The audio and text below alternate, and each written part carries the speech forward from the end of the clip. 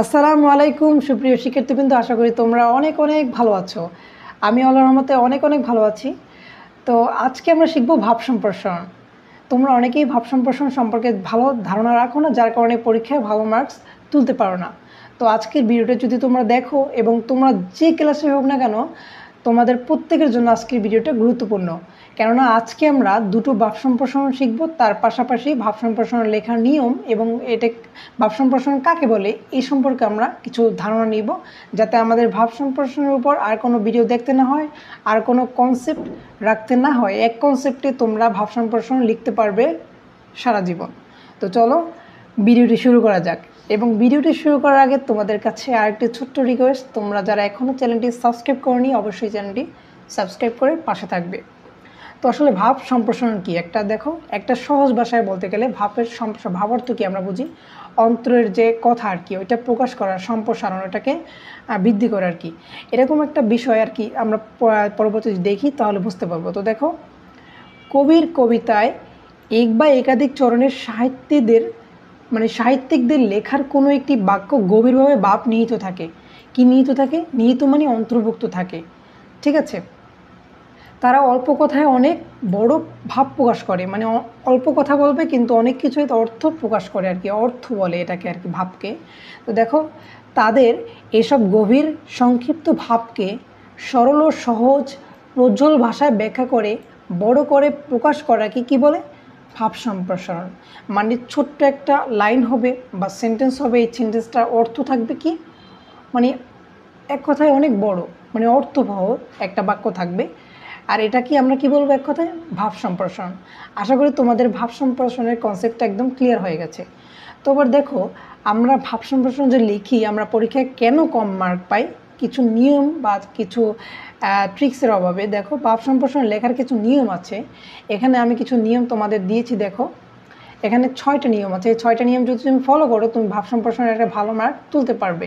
তো 1 নম্বরে কী আছে দেখো, উদ্ধৃত চরণ বা অংশটুকু মনোযোগ দিয়ে মানে পরে বুঝতে হবে, ঠিক আছে। যেমন এখানে উদাহরণস্বরূপ তোমাদের দুটো আমি আজকে ভাব সম্প্রসারণ রেখেছি। একটা হচ্ছে পরিশ্রম সৌভাগ্যের প্রসূতি। এইটা তোমাদের ভালোভাবে বুঝতে হবে আগে, এখানে এই লাইনটা কি বলতে চেয়েছে, ঠিক আছে। এটাই এখানে বলা হয়েছে যে আমাদের প্রথম উদ্ধৃত চরণ বা অংশটুকু মনোযোগ দিয়ে পড়ে বুঝতে হবে। এটা হচ্ছে 1 নাম্বার। 2 নম্বরে কী বলা হয়েছে দেখো, মূলভাবটি সহজ সরল ভাষায় প্রকাশ করতে হবে। মূলভাব কোনটা আমরা একটু পরেই দেখব, জাস্ট একটা কনসেপ্ট তুমি নিয়ে নাও যে মূলভাবটা হচ্ছে, দেখো এই যে মূলভাব মানে আমাদের ভাব সম্প্রসারণের শুরুতে যেটা থাকে, মানে এটাকে সরল এবং সহজ ভাষায় প্রকাশ করতে হবে, ঠিক আছে। আমরা 2 নম্বরটা বুঝে ফেললাম। 3 নম্বরটা দেখো, প্রাসঙ্গিক উপমা বা উদাহরণ ব্যবহার করতে হবে। মানে তোমার যে ভাব সম্প্রসারণ আসবে, যে বিষয় আসবে, সেই বিষয়টা নিয়ে উদাহরণ বা উপমা উল্লেখ বা ব্যবহার করতে হবে। 4 নম্বরে কী আছে, প্রয়োজনে যুক্তি দিয়ে উদ্ধৃতটিকে ব্যাখ্যা করতে হবে। মানে তুমি এখানে যদি চাও যুক্তি দিয়েও তোমার এটাকে মানে বা ভাব সম্প্রসারণটাকে ব্যাখ্যা করতে পারবে বা লিখতে পারবে। এটা একটা ভালো অপরচুনিটি। তো এখানে মানে এক কথায় ফালতু কথায় লেখার কোনো সুযোগ নেই। বানিয়ে যে 4-5 পৃষ্ঠা আমি লিখবো, তাহলে কিন্তু ভালো একটা মার্ক আসবে না। তোমাদের যে কথাটাও লিখতে হবে সেটা হচ্ছে মানে ফাইনাল বা যুক্তিযুক্ত কথা। তো এক্ষেত্রে তোমাদের কোনো ফালতু লাইন বাড়িয়ে লেখার দরকার নেই, পৃষ্ঠা বাড়ার দরকার নেই। তোমরা যত অর্থবহ কথাটুকু লিখবা, মূল উদ্ধৃতি তোমরা লিখবা, কোনো ফালতু কিছু লিখবা না। 5 নম্বরে দেখো, ভাবের সঙ্গে সম্পর্ক নেই এমন কোনো কথা বলা বা লেখা যাবে না। 5 নম্বরটা মানে তোমাদের এই যে ভাব সম্প্রসারণটা মানে ভাবের সাথে, মানে এর সাথে মিল রেখে তোমাদের প্রাসঙ্গিক কথাগুলো লিখতে হবে। এর বাইরে বানিয়ে টানিয়ে কিচ্ছু লেখার দরকার নাই। লেখবা কি, তোমাদের মার্ক কাটা যাবে মাস্ট। তারপর 6 নম্বর কী আছে দেখো, বক্তব্যের কোনো কথা যাতে দুবার লেখা না হয় সেদিকে খেয়াল রাখতে হবে। অনেকেই এক কথা ঘুরিয়ে পিছিয়ে বারবার লিখে ফেলো, এটা হচ্ছে সবচেয়ে মারাত্মক একটা ভুল, ডেঞ্জারাস প্রবলেম, যার কারণে তোমরা ভালো মার্ক গেইন করতে পারো না। This is another wrong. So এটা আর করা যাবে না। এগুলো হলো আমাদের ভাব সম্প্রসারণের নিয়ম। তা আশা করি এই মানে 6টা নিয়ম তুমি যদি ফলো করো, তুমি 100% একটা ভালো মার্ক ভাব সম্প্রসারণ থেকে অর্জন করতে পারবে, এটা আমার বিশ্বাস করি, ঠিক আছে। তো এবার দেখো, আমি যে 2টা তোমাদের জন্য ভাব সম্প্রসারণ রেখেছি, এটা একটু দেখে নিই এবং এইভাবে লেখার আমরা চেষ্টা করি, আমি প্রত্যেকটা লাইন বোঝার চেষ্টা করি। দেখো এখানে প্রত্যেকটা লাইন কিন্তু অর্থবহ, প্রত্যেকটা লাইন কিন্তু একটা ভালো অর্থ বহন করে। তো সেক্ষেত্রে তোমাদের খেয়াল করতে হবে আমি যে লাইনটা লিখবো সেটা কি অবশ্যই অর্থবহ কি না। বেশি লেখার দরকার নেই, অল্প লেখো, ভালো মার্ক অর্জন করো। দেখো 1 নম্বরে কী আছে, পরিশ্রম সৌভাগ্যের প্রসূতি, এটা আমি রেখেছি। তো এটা অনেকেই ইম্পর্টেন্ট, প্রত্যেকটা ক্লাসে যেমন ক্লাস 3, 4, 5, 6, 7, 8, 9 প্রত্যেক ক্লাসে এরকম এইটা আছে, প্রত্যেক ক্লাসে। তো দেখো এটা আমরা বিস্তারিত এখন আলোচনা করব। প্রথম আছে মূলভাব, এটা তোমাকে লিখতেই হবে, মাস্ট লিখতে হবে মূলভাব। মূলভাব ছাড়া তুমি ভাব সম্প্রসারণে ভালো মার্ক অর্জন করতে পারবে না, ঠিক আছে। মূলভাব লিখবা একদম সংক্ষেপে এবং পরিমার্জিত ভাষায়।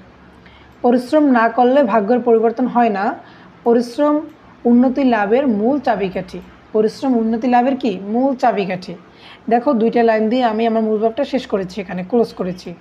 এটা হচ্ছে আমাদের মূলভাব। এই মূলভাবটা তোমাদের মানে এতটাই গুরুত্বপূর্ণ যে তুমি নিচে কি লেখছো এটা ডিপেন্ড করে একটা মূলভাবের উপরে, ঠিক আছে। তো এবার আমরা দেখব সম্প্রসারিত ভাব, মানে এই 2টা লাইনের মাধ্যমে বা এই তো আমাদের যে ভাব সম্প্রসারণ আসছে, এই এক কথার যে লাইনটা, এই লাইনটাকে আমি সম্প্রসারিত মানে বাড়াবো। কি করব? বাড়াবো, ঠিক আছে, এটা সম্প্রসারিত বলে। তো দেখো এই পৃথিবী কঠিন জায়গা, এখানে সমস্যার শেষ নেই, চাহিদারও শেষ নেই। এসব সমাধানের জন্য তাই পরিশ্রম করতে হবে, পরিশ্রম না করলে কোনো কিছুতেই সফল হওয়া যায় না। দেখো পিঁপড়া কঠোর পরিশ্রম করে, খাদ্য সংগ্রহ করে, মজুদ রাখে, খাদ্য সংগ্রহ করে মজুদ রাখে, বলে শীতকালে তাদের কষ্ট হয় না। তাদের কি কনসেপ্টগুলো দেখো, এখানে কিন্তু একটা যুক্তিযুক্ত কনসেপ্টের কথা তোমাদের বলেছি, এখানে কিন্তু যুক্তির বিষয়টা ফুটে উঠেছে। মৌমাছিরাও সারাদিন পরিশ্রম করে, মধু সংগ্রহ করে, তাই সুখে থাকে, এই একটা যুক্তি। জ্ঞানী গুণী ও মনীষীরাও ছাত্র জীবনে কঠোর পরিশ্রম করেছেন বলে পরে খ্যাতি লাভ করেছেন। যেসব রাষ্ট্র উন্নত শিখরে পৌঁছেছে তার মূল ছিল সেই রাষ্ট্রের জনগণের পরিশ্রম ও ত্যাগ, ফলে সৌভাগ্য তাদের নাগালে এসেছে এবং তারা প্রতিষ্ঠা পেয়েছেন, ঠিক আছে। তারপর দেখো এগুলো লেখা হলে পরে এগুলো হচ্ছে মেডেল, আমাদের সম্প্রসারণের ভাব মেডেল পয়েন্ট, এটা আমাদের একদম সংক্ষেপে আমি ছোট করে গুছিয়ে লিখেছি যাতে তোমাদের বুঝতে সহজ হয়। তারপর দেখো ফাইনালি আমাদের এখানে একটা মন্তব্য করতেই হবে। একটা সুন্দর লেখা কিন্তু ফুটে ওঠে তোমার লেখার উপর ডিপেন্ড করে, একটা সুন্দর লেখাটা কতটা সুন্দর এবং তুমি কীভাবে লিখেছো। দেখো কতটা কোটেশন দেবে এখানে, মূলভাবে একটা, সম্প্রসারিত ভাব একটা, মন্তব্য একটা, 3টা প্যারাকারে লিখবা, খুব সুন্দর দেখাবে স্মার্টলি। তারপর দেখো সৌভাগ্য লাভ করতে হলে প্রথমে কি করতে হবে, পরিশ্রম করতে হবে আমাদের। আমরা পড়ব কিন্তু একটা মানে নিজেদের উপর নিজেদের গায়ে লাগিয়ে এটা পড়ব, এটা যদি পড়ি আমরা নিজেদের গায়ে লাগিয়ে তাহলে কিন্তু এটা মুখস্থ করতে অতটা বেগ পেতে হবে না, এটা একদম সহজ। মানে প্রতিটা লাইনে আমি নিজের ভাষায় পড়ব, তাহলে আরও সহজ হবে। লক্ষ্যে পৌঁছানোর জন্য পরিশ্রমের বিকল্প নেই, তাই আমাদেরকেও পরিশ্রমী হয়ে প্রতিটি কাজে সাফল্য অর্জন করতে হবে, ঠিক আছে। তোমরা আজকে আরও একটা শিখবো, সেটা হচ্ছে ইচ্ছা থাকলে উপায় হয়, এই ভাব সম্প্রসারণটা।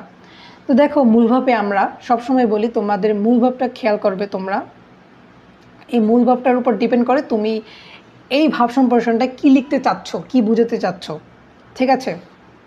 তো এই বিষয়টা তোমরা একদম ক্লিয়ারলি একদম সতর্ক থাকবে যেন এই লাইনটা আমি কোনো অপ্রাসঙ্গিক কোনো কথা না নিয়ে আসি এবং প্রাসঙ্গিক এবং যুক্তিযুক্ত 2টা লাইন আমরা এখানে অন্তর্ভুক্ত করতে পারি, যাতে আমাদের টিচাররা বুঝতে পারে তুমি নিচে ভালো কিছু লিখছো। দেখো প্রথমে ইচ্ছা থাকলে উপায় হয়, ঠিক আছে। অসাধ্য সাধনের জন্য ইচ্ছা ও একাগ্রতা একান্তই প্রয়োজন। প্রবল ইচ্ছা থাকলে সব কিছুই লাভ করা সম্ভব। মাত্র কয়টা লাইন এখানে এনেছি আমি, 2টা লাইন, দ্যাটস এনাফ। এই 2টার বেশি তোমার কখনো 2টাকে 3টার ভিতর লাইনটা মানে মূলভাবটা শেষ করবা, তার বাড়তি কিছু এত লেখার দরকার নেই, মূলভাবটা এরকম 2-3 লাইনের ভিতরে শেষ করবা এবং সহজ সরল ভাষায়। তারপরে দেখো আমরা লিখব সম্প্রসারিত ভাব, মানে এই যে মূলভাবটা, এই মূলভাবটাকে আমরা একটু 2 লাইনটাকে আমরা এখন অনেক লাইনে রূপান্তর করব, এটাকেই বলা হয় সম্প্রসারিত ভাব। এবার অল্প ভাবটা কিন্তু ছোট, এটাকে আমরা যখন বাড়াবো তখন তাকে বলে সম্প্রসারিত ভাব। দেখো ইচ্ছাশক্তি মানব জীবনের সফলতার চাবিকাঠি, ঠিক আছে, লাইনটা খেয়াল করো। আর এগুলো সবসময় নিজের ভাষায় পড়ার চেষ্টা করবে, তাহলে এগুলো মুখস্থ করা অত কষ্ট হবে না মুখস্থ করতে আর কি। প্রবল ইচ্ছার মাধ্যমে যে কোনো কাজের সফলতা লাভ করা যায়। আজকের এই মানব সভ্যতার উন্নতি ও অগ্রগতির সাধিত হয়েছে শুধু মানুষের ইচ্ছার বলেই, মানে মানুষ পারেন এমন কিছু নেই, আমরা কিন্তু জানি। মানে এই বিষয়গুলো কিন্তু সহজভাবে নেবা, তাহলে তোমাদের জন্য এটা সহজ হবে। ইচ্ছার বলেই মানুষ মহাশূন্য জয় করেছে, রাইট। ইচ্ছার শক্তিতে মানুষ যে কোনো কাজ মানে যে কোনো কাজে তৎপর হয় এবং জীবনের প্রকৃত অর্থ কী করে দেখো খুঁজে পায়। ইচ্ছা না থাকলে মানুষ কোনো কাজে করতে আগ্রহী হয় না, রাইট। কোনো কাজেই তার মন বসে না, মানে ইচ্ছার একটা গুরুত্ব রয়েছে, তার অনেক গুরুত্ব রয়েছে। ইচ্ছা থাকলে তুমি সব কিছু করতে পারো, ইচ্ছা না থাকলে তোমার কোনো কিছু করতে পারবে না, ঠিক আছে।